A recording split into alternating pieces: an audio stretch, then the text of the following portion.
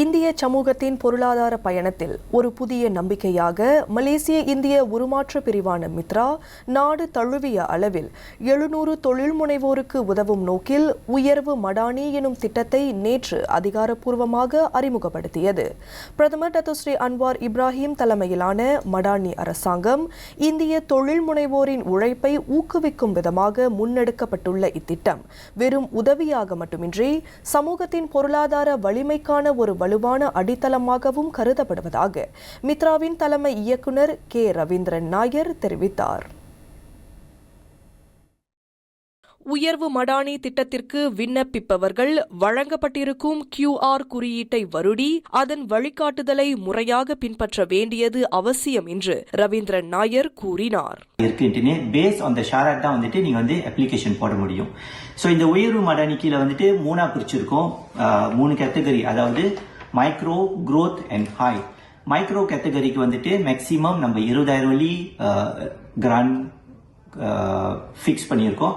ரெண்டாவது growth 35,000 வழி and hi 50,000 வழி. ஸோ நீங்க மைக்ரோல என்ன ஷாராட்டு, growthல என்ன ஷாராட், ஹாய்ல என்ன ஷாராட்னு எல்லா டீட்டெயில்ஸும் நம்மளுக்கு இந்த காரிஸ் பண்டோன்ல இருக்கு.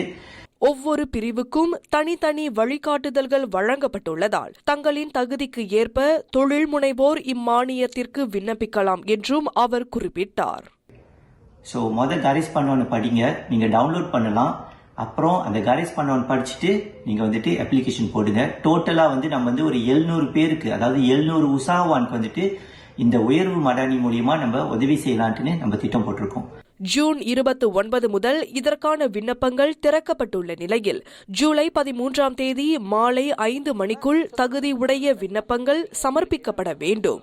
இது குறித்த மேல் விவரங்களுக்கு 03-86862221 அல்லது 03-88866196 என்ற எண்களில் தொடர்பு கொள்ளலாம்.